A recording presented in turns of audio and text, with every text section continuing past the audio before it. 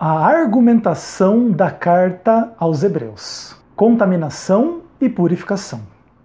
Eu sou Ezequiel Gomes, você está no canal Vem Senhor Jesus e nesse vídeo nós continuamos o estudo de um dos artigos do livro A Luz de Hebreus, o artigo de número 5, escrito pelo erudito adventista William Johnson. Ok, pessoal? Então assim, nesse vídeo de hoje nós vamos recapitular a primeira parte do artigo que ele escreveu, em termos assim da sua conclusão. Nós já vimos, em um dos vídeos passados, que esse estudo que o William Johnson escreveu, ele está dividido, metodologicamente falando, em 3 partes. Então, essa primeira parte, que nós estamos terminando com este vídeo, fala um pouco das, vamos pensar assim, ocorrências das palavras que lidam com os conceitos de contaminação e purificação dentro da carta aos Hebreus. E agora ele vai fazer uma argumentação a respeito desses temas para fixar na mente do leitor, daquele que está estudando este artigo, algumas conclusões importantes para aquilo que virá na segunda parte do artigo, que vai ser a análise teológica. Então imagine que nesse momento nós estamos fazendo uma análise linguística, léxica, em termos do vocabulário. E aqui a conclusão desta primeira parte do artigo nos diz o seguinte: as observações a seguir são pertinentes. 1. A declaração inicial do livro de Hebreus não é simplesmente uma introdução. Foi, na realidade, planejada de acordo com sua base teológica e aponta para Cristo como purificador dos pecados. Hebreus 1, verso 3. De fato, todo o período da encarnação é aqui compreendido sob esse único comentário. Por meio dessa declaração, a abordagem cultica dessa obra é imediatamente destacada, bem como o conceito de pecado, uma contaminação que exige purificação. Então essas são as primeiras conclusões a respeito da análise do vocabulário da carta em torno dos temas da contaminação e da purificação, que o William Johnson ele quer deixar bem claro para você como leitor ou você que está estudando esses vídeos e pensando um pouco a respeito desta teologia. Então ele diz o seguinte, que lá na introdução da carta aos Hebreus, no capítulo 1, no verso 3, nós temos ali um resumo da identidade de Jesus Cristo, como aquele que realiza a purificação dos pecados. Jesus é o purificador. E é interessante que ele diz assim, que a ideia de que Jesus fez purificação de pecados não tem que ver unicamente com a noção de que ele morreu na cruz, mas de que ele encarnou e viveu a vida sem pecado, para que a sua própria cruz possa fazer sentido, como uma purificação pelos pecados. Se Cristo fosse pecador, não poderia fazer expiação pelos pecados. Então, a ideia de que Jesus faz purificação dos pecados coloca em vislumbre não somente a sua morte sobre a cruz, mas a sua encarnação e a sua vida sem pecado por completo. E aí o que acontece? Por meio desta declaração que Jesus é o purificador dos pecados, você percebe uma abordagem cultica em termos da obra de Cristo, certo? Então o autor de Hebreus pega essa noção de purificação dos pecados, que é uma linguagem cultica lá do santuário de Israel, lá que Deus deu para Moisés e etc., e coloca isso agora sobre uma nova perspectiva, a perspectiva de que Cristo é aquele que purifica do pecado. E, inclusive, isso já dá um próprio conceito de pecado. Pecado é uma contaminação que demanda ou exige purificação. Ok até aqui? Então vamos lá, segundo ponto. As ocorrências das terminologias contaminação, purificação e sangue se juntam no cerne da argumentação teológica do livro, que são os capítulos 9 e 10. Esses capítulos expressam minuciosamente a declaração do capítulo 1, verso 3, de que Cristo fez a purificação do pecado. Explicam em detalhes a eficiência de seu trabalho em comparação e em contraste com os sacrifícios de animais providenciados por Deus para a nação de Israel do Antigo Testamento. Parece incontestável que o exegeta de Hebreus precisa atentar para os conceitos de contaminação e purificação, considerando seu peso total na argumentação da carta, para se ter uma interpretação correta desses capítulos-chave, que no caso ele está falando aqui especificamente do capítulo 9 e 10 da carta aos Hebreus. Então olha só que interessante o que ele está dizendo. Bom, então quando a gente vai estudar o vocabulário da carta aos Hebreus, nós encontramos esse vocabulário da contaminação, da purificação, e a purificação é feita ou não feita por meio do sangue de Cristo ou por meio do sangue dos animais. Então o sangue dos animais é incapaz e insuficiente, mas o sangue de Cristo é capaz e suficiente. E a gente vê isso por toda a carta, e especialmente no cerne teológico da carta, no ápice da sua argumentação, que segundo William Johnson está nos capítulos 9 e 10. Bom, esses capítulos 9 e 10 são entendidos pelo William Johnson como colocando assim, de forma um pouco mais minuciosa, a declaração inicial da carta de que Cristo é o purificador do pecado. E ele vai fazer essa argumentação, o autor de Hebreus, contrastando o que Cristo realizou com aquilo que era realizado pelo sangue dos animais no templo, no sacerdócio da terra, ok? Aí assim, olha, o que o William Johnson diz? Então, se você quer ser um exegeta da carta aos Hebreus, se você quer entender a carta aos Hebreus, você precisa considerar os conceitos de contaminação e purificação dentro da argumentação total da carta, para você ter uma interpretação correta dos temas específicos aí no capítulo 9 e 10 ou em qualquer outra parte da carta como um todo, tá bom? Ponto 3 que ele coloca aqui. Esses termos, contaminação, sangue e purificação, não só aparecem em Hebreus 9, verso 10, mas formam de fato o suporte lógico e teológico da argumentação. Provar essa declaração pode ser possível somente por meio de uma exegese bem desenvolvida, uma tarefa além do escopo deste estudo. Apenas providenciamos os seguintes exemplos como demonstração. Uma apresentação completa está disponível em outra parte. Então o que ele está dizendo é o seguinte: dentro dessa discussão como um todo, Hebreus 9, versículo 10 é uma argumentação importante, ok?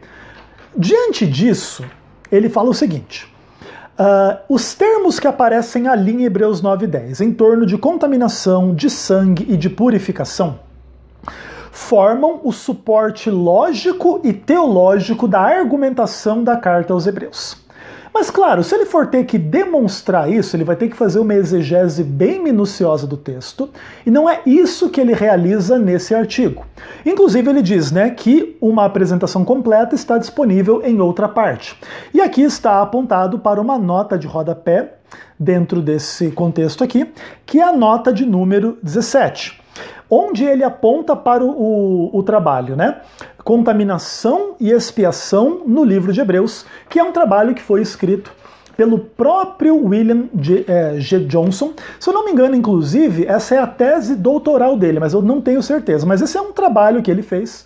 Essa exegese bem minuciosa está disponível, ela existe, né, na Academia Adventista, mas não é o propósito aqui dar essa exegese completa da passagem para explicar por que ele acredita que as ideias de contaminação e purificação pelo sangue são o cerne da teologia de Hebreus. Aí ele diz assim, apesar dele não vai fazer uma argumentação completa, ele também não vai nos deixar no vácuo simplesmente para acreditar no que ele está dizendo. Ele nos oferece alguns exemplos para demonstrar por que ele acredita que a carta aos Hebreus gira em torno desses conceitos. E aí ele apresenta 5 pontos específicos para a gente avaliar. O primeiro deles: o principal tema dos capítulos é o sangue, um termo que, como mencionamos, ocorre 14 vezes nos capítulos 9 e 10, né? Como o escritor argumentou anteriormente com relação a um nome mais excelente no capítulo 1, um líder superior no capítulo 3, um sacerdote superior no capítulo 5, um sumo sacerdote superior no capítulo 7, um santuário e uma aliança superiores no capítulo 8. Então aqui ele apresenta o sangue superior nos capítulos 9 e 10. Então esse é o ponto interessante. Veja que a carta aos Hebreus, em todo o momento, está conduzindo seus leitores a entender que o cristianismo é maior do que o que veio antes. Então, antes já existia um nome excelente dado, né, a Moisés, dado ao povo de Deus, dado, né, aos instrumentos de Deus e etc. e tal. Agora Cristo tem um nome mais excelente que todo mundo. Um nome mais excelente que dos próprios anjos, que são lá os ministradores das bênçãos de Deus e etc. Então olha só, um nome mais excelente.